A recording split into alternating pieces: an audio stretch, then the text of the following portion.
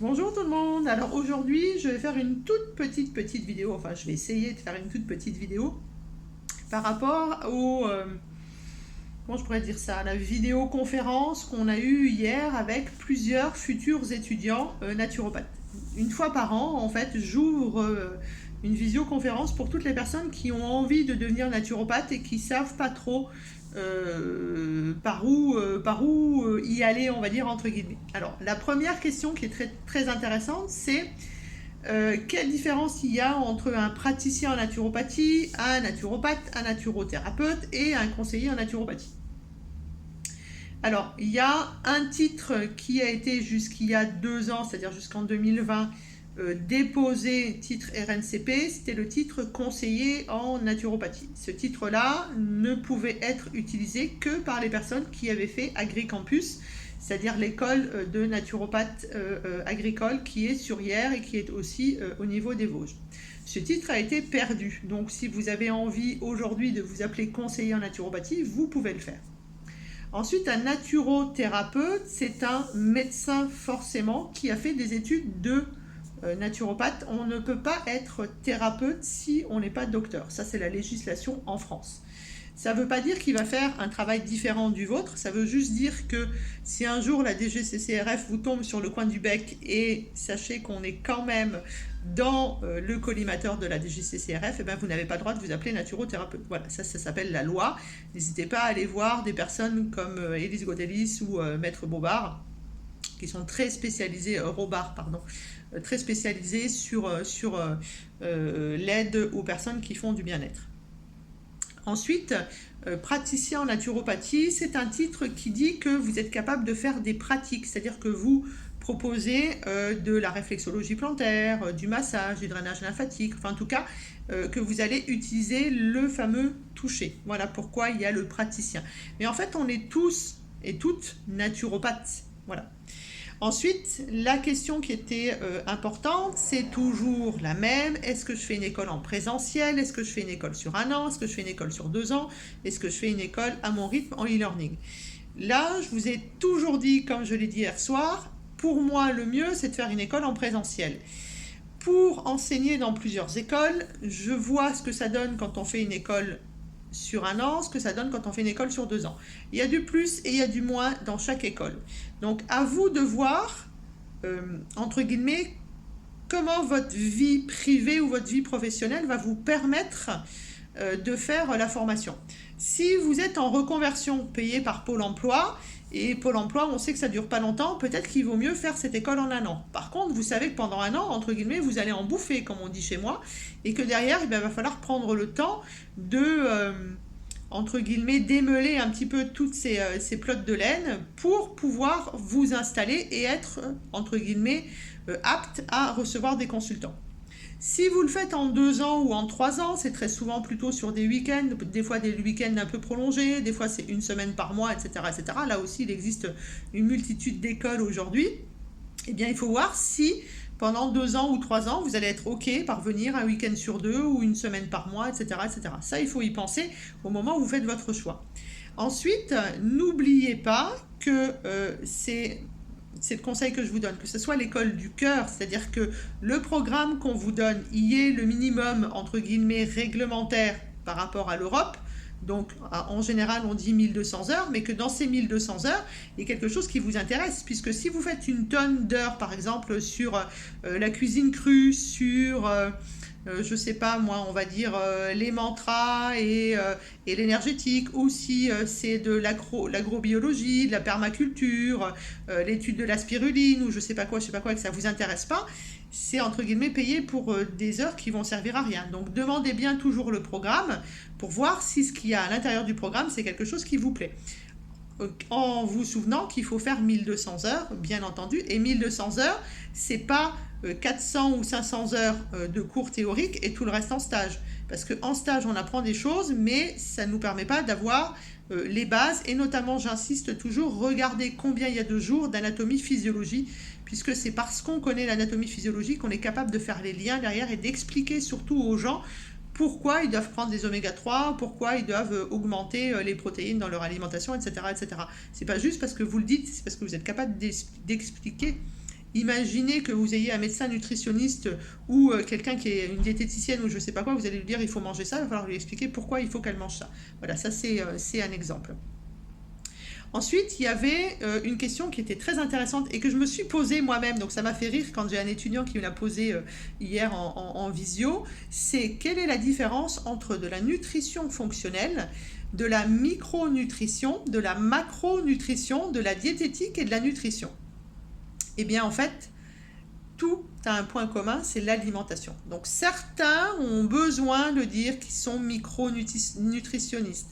Certains font du coaching alimentaire, d'autres sont diététiciens, certains font de la nutrition fonctionnelle.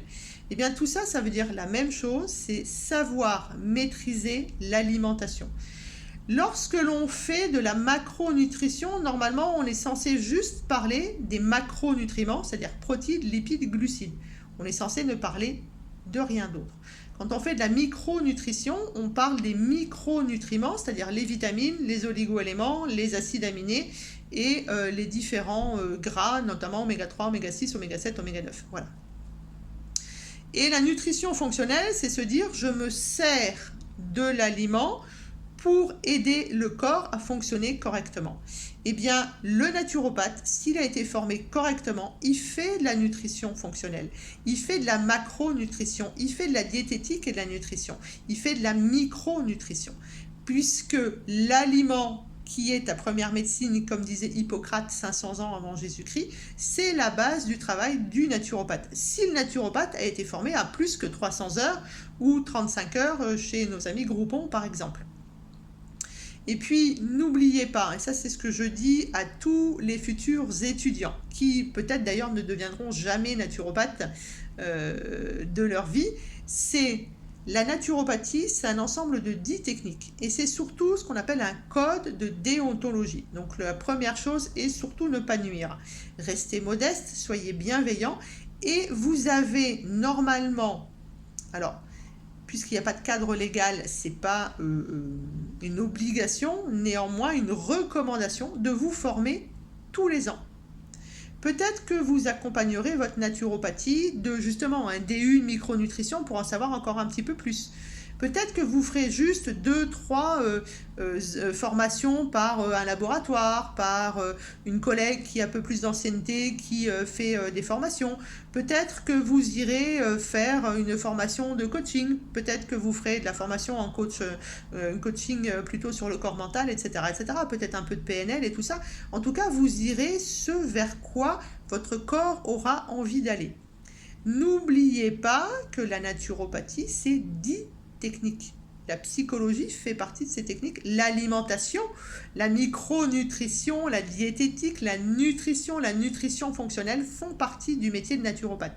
Donc là aussi, et je rejoins du coup la discussion qu'on a eue avec quelques collègues naturopathes suite à ma vidéo qui a été vue 2000 fois là, sur les protéines.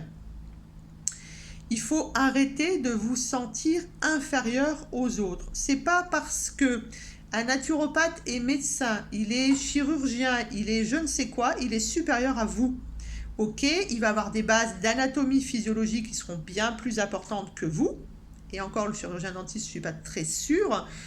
En tout cas, quelqu'un qui vous dit « je suis chirurgien dentiste, naturopathe et je vous apprends la nutrition fonctionnelle », il va vous apprendre rien de plus que ce que vous serez capable de faire dans votre cabinet lorsque vous ne serez plus un bébé naturo. C'est-à-dire lorsque vous aurez, entre guillemets, assimilé toutes les informations qu'on vous aura données pendant 1 an, 2 ans ou 3 ans. Ça, c'est de la nutrition fonctionnelle. Vous n'avez pas besoin de vous former en plus. Je me permets de dire, exceptionnellement, je prends mon exemple. Ça fait 12 ans que je suis en cabinet, ça fait 12 ans que je travaille sur l'alimentation, avec des résultats qui sont juste incroyables. C'est-à-dire que je suis une hygiéniste, je donne rarement des compléments alimentaires, puisque je sais qu'avec les 3 techniques principales de la naturopathie, on fait une tonne de choses. Je n'ai jamais eu besoin, en 12 ans, d'expliquer le cycle de Krebs, d'expliquer comment ça fonctionnait à l'intérieur de la mitochondrie, d'expliquer comment on va dire la catalyse, le catabolisme, l'anabolisme, le fonctionnement des règles, du feedback, etc., etc. J'ai jamais eu besoin de faire des tableaux avec des sods, des modes, du magnésium, du toll-like récepteur, etc., etc. Les gens, ils s'en foutent de tout ça. Ils ont besoin que vous soyez capable d'expliquer clairement, et c'est pas parce que vous allez connaître par cœur le cycle de Krebs, la mitochondrie, les enzymes on va prendre de la DHEA qui donne les aromatases, les machins, les trucs mûches et les bidules, tout ça, on s'en fout. Il faut juste être capable de dire aux gens, les hormones, on va prendre les hormones sexuelles ou les glucocorticoïdes, ils viennent du cholestérol, la maîtresse, c'est pregnénolone, DHEA, etc. Oui, ok, tout ça, mais comment je fais, moi, dans la vie de tous les jours? Eh bien, c'est là où vous allez dire, vous allez manger ça, vous allez respirer comme ça, vous allez faire telle activité physique, vous allez aller voir un collègue psychologue, etc., etc., etc. C'est ça qui est important dans le métier de naturopathe. C'est pas de savoir que je suis conseiller que moi j'ai fait mes études à machin. Non, c'est qu'est-ce que vous êtes capable aujourd'hui de donner à votre consultant. Donc tous ces titres débiles de micronutrition, de nutrition fonctionnelle, etc., si vous êtes un bon naturopathe, vous savez faire. Donc arrêtez de vous sentir inférieur. Ça, c'est pour tous mes collègues naturopathes. Il n'y a pas de meilleur naturopathe parce qu'il a fait son école à machin et que truc-muche et que bidule. Le meilleur naturopathe, c'est le naturopathe qui a des consultants qui sont contents, qui sont en santé et qui vont le recommander. Ça, c'est un bon naturopathe. Et peut-être que vous serez un bon naturopathe en ne faisant, entre guillemets, que des techniques manuelles. Eh bien, ça marchera puisque vous mettrez du toucher, vous mettrez de l'amour, vous mettrez de la bienveillance, vous mettrez de l'écoute et c'est tout aussi important que de donner des compléments alimentaires ou de parler de l'alimentation. Ça fait partie des 10 techniques de la naturopathie. Donc arrêtez de vous sentir moins que les autres. Ensuite, pour peut-être les futurs étudiants, ne cherchez pas un titre, cherchez un programme qui vous convient et qui va aller avec votre manière de vivre, aussi bien professionnellement que d'un point de vue vie privée. Ça, c'est très important. Arrêtez de croire que parce qu'on a fait le Sénato, Isubnat, Euronature, truc bidule ou machin chose, on est mieux qu'ailleurs. Non, c'est pas comme ça que ça marche. J'ai dans mes consultants, dans mes amis, dans mes collègues, des gens qui viennent d'horizons complètement différents et qui sont tout aussi bons que des gens qui ont fait des DU acquis mieux, des années et des années d'études. C'est pas, vous savez, mon grand-père disait toujours, c'est comme la confiture, plus t'en as, plus tu l'étales. Et bien là, c'est un petit peu ça. Si vous avez besoin de vous cacher encore derrière votre titre de docteur en biologie machin, je sais pas moi, micronutritionniste qui a fait ses études en Australie, de naturopathe, enfin docteur en pharmacie naturopathe, c'est qu'en fait vous n'êtes pas sûr de vous. Et ça, je peux l'entendre et je peux le comprendre. Dans la société dans laquelle on vit aujourd'hui, on a besoin d'avoir une identité. Eh bien, votre identité, elle n'est pas liée au diplôme que vous affichez dans vos cabinets, par exemple, ou ceux que vous affichez sur vos titres, sur vos cartes, etc., etc. Vous êtes naturopathe, c'est le choix que vous avez fait, quelle que soit l'école que vous avez fait. Vous avez un cabinet qui fonctionne parce que vous êtes à votre place, parce que c'est votre dharma. Vous devez être là pour aider les gens dans votre spécialité. Et peut-être que la spécialité, c'est tout simplement juste d'écouter les gens. Peut-être c'est juste, entre guillemets, de faire de la réflexologie plantaire. Il n'y a pas de sur et de sous-naturopathe. Il y a chacun sa sensibilité. L'important, c'est que vos consultants soient contents, soient en santé, que vous soyez dans le primum non serré, c'est-à-dire dans je ne pas nuire en premier, et que vous pensiez toujours à rester modeste et bienveillant. Voilà. J'ai été un petit peu vite parce que je vois que ma consultante est arrivée. Je vous laisse réfléchir à tout ça. L'identité, c'est pas un titre partout, c'est ce que vous êtes au plus profond de votre âme et ce que vous allez transpirer et donner, partager aux autres. Voilà, j'espère que j'ai répondu à vos questions et merci en tout cas à toutes les personnes qui étaient à la visioconférence hier soir, puisque ça me permet toujours de rebondir, de me remettre en question.